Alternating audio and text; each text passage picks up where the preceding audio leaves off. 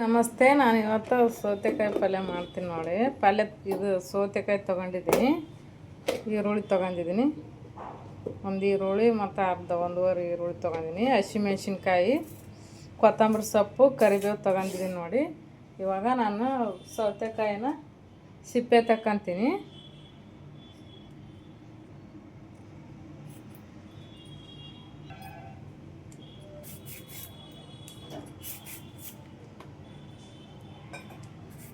ನೋಡಿ ಈ ಥರ ಸಿಪ್ಪೆ ತಕ್ಕೋಬೇಕು ನೋಡಿ. ಇದು ಸಿಪ್ಪೆ ತಕ್ಕೊಂಡಿದ್ದೀನಿ, ಕಟ್ ಮಾಡ್ತೀನಿ ಇವಾಗ.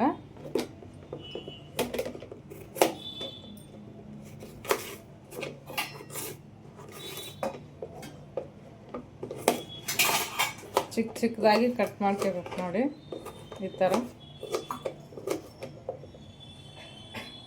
ನೋಡಿ. ನಾನು ಕಟ್ ಮಾಡ್ಕೊಂಡಿದ್ದೀನಿ ಇವಾಗ ನೋಡಿ. ಈ ಥರ ಚಿಕ್ಕದಾಗಿ ಕಟ್ ಮಾಡಬೇಕು. ಕಟ್ ಮಾಡ್ಕೊಂಡಾಗಿದೆ ಇವಾಗ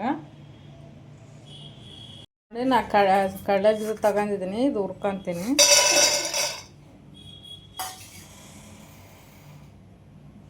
ನೋಡಿ. ಇದು ಆಗಿದೆ ಇವಾಗ. ಎಣ್ಣೆ ಹಾಕ್ತೀನಿ ನೋಡಿ ನಾನು ಇವಾಗ.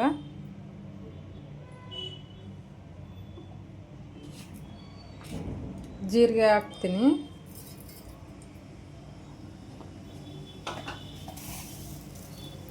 ಸಾಸಿವೆ ಹಾಕ್ತೀನಿ,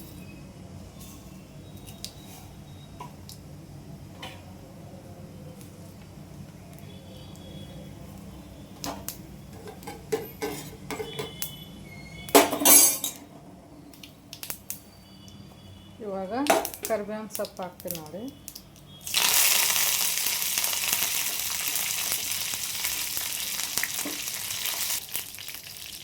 ಹಸಿಮೆಣ್ಸಿನ್ಕಾಯಿ ಹಾಕ್ತೀನಿ,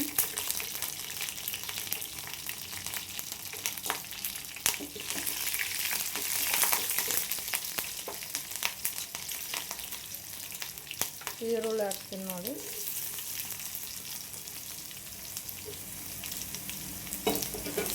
ಚೆನ್ನಾಗಿ ಕೈ ಹಾಕ್ಬೇಕು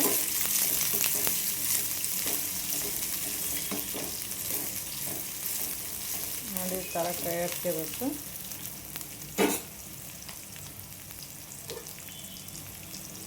ಇವಾಗ ನಾನು ಸೌತೆಕಾಯಿ ಕಟ್ ಮಾಡಿ ಇಟ್ಕೊಂಡಿದ್ದೀನಲ್ಲ, ಅದು ಹಾಕ್ತೀನಿ ನೋಡಿ. ಈ ಥರ ಚಿಕ್ಕದಾಗಿ ಕಟ್ ಮಾಡ್ಕೋಬೇಕು.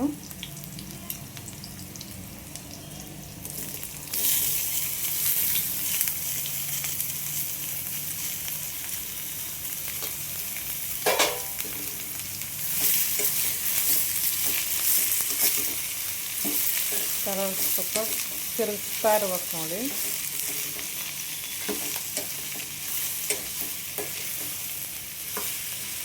ಚೆನ್ನಾಗಿರುತ್ತೆ ಸೌತೆಕಾಯಿ ಪಲ್ಯ. ನೀವು ನಮ್ಮ ಮನೇಲಿ ಮಾಡಿ, ಬೇಸಿಗೆ ಕಾಲದಾಗ ತಂಪಲ್ವ, ಮಾಡ್ಕೊಂಡು ತಿನ್ಬೋದು.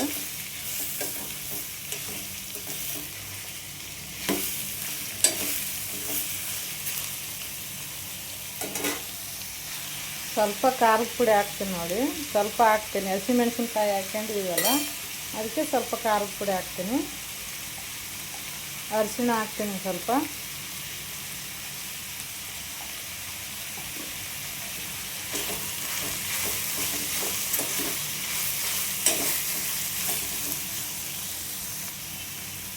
ಸ್ವಲ್ಪ ಸಾಂಬಾರು ಪುಡಿ ಹಾಕ್ತೀನಿ ನೋಡಿ.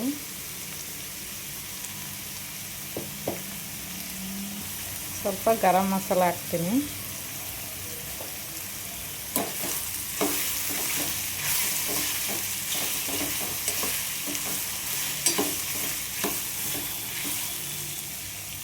ಇವಾಗ ನಾನು ಕಡಲೆ ಬೀಜ ಹುರ್ಕೊಂಡಿದ್ದೀನಲ್ಲ, ಅದು ಕುಟ್ತೀನಿ ನೋಡಿ. ಕುಟ್ಟಿ ಪುಡಿ ಮಾಡ್ಕೊತೀನಿ.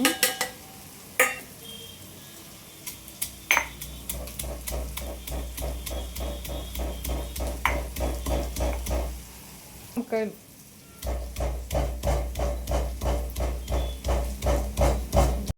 ಬೀಜ ಪುಡಿ ಹಾಕ್ತೀನಿ ನೋಡಿ, ಕುಟ್ಟಿ ಪುಡಿ ಮಾಡಿದ್ದೀನಿ.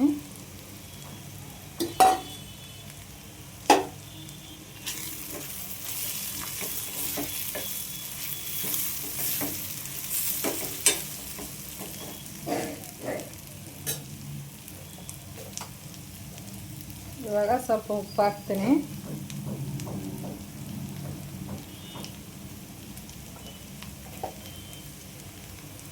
ಸ್ವಲ್ಪ ನೀರು ಹಾಕ್ತೀನಿ ನೋಡಿ, ಒಂದು ಸ್ವಲ್ಪ ಹಾಕಿಬೇಕು. ಸ್ವಲ್ಪ ಗೊಜ್ಜು ಥರ ಬೇಕಾದ್ರೆ ಸ್ವಲ್ಪ ಜಾಸ್ತಿ ಹಾಕೊಳ್ಳಿ, ಬೇಡ ಅಷ್ಟೇ ಸ್ವಲ್ಪ ಉದುರಾಗಿರಲಿ ಅಂದ್ರೆ ಸ್ವಲ್ಪ ಹಾಕೊಳ್ಳಿ.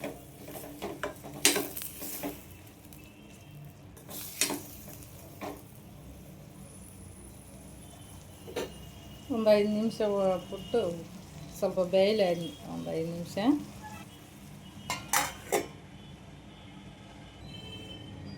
ನೋಡಿ ಆಗಿದೆ. ಇವತ್ತು ನೋಡೋಣ, ಸ್ವಲ್ಪ ಕೊತ್ತಂಬರಿ ಸೊಪ್ಪು ಹಾಕ್ತೀನಿ.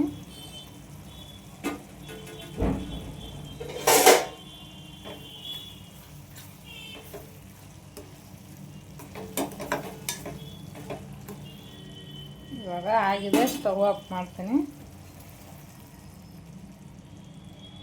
ಇವಾಗ ನಾನು ಒಂದು ಪ್ಲೇಟಿಗೆ ಹಾಕ್ತೀನಿ ನೋಡಿ.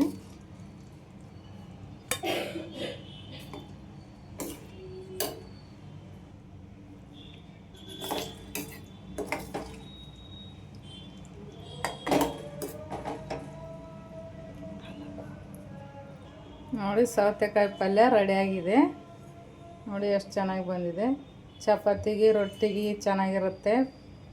ನೀವು ಮಾಡ್ಕೊಂಡು ತಿನ್ನಿರಿ, ಮನೇಲಿ ಹೆಂಗಿದೆ ಅಂತ ಹೇಳ್ರಿ ಮಾಡಿ. ನನ್ನ ವಿಡಿಯೋ ಇಷ್ಟ ಆದರೆ ಲೈಕ್ ಮಾಡಿ, ಕಮೆಂಟ್ ಮಾಡಿ, ಸಬ್ಸ್ಕ್ರೈಬ್ ಮಾಡಿ, ಶೇರ್ ಮಾಡಿ.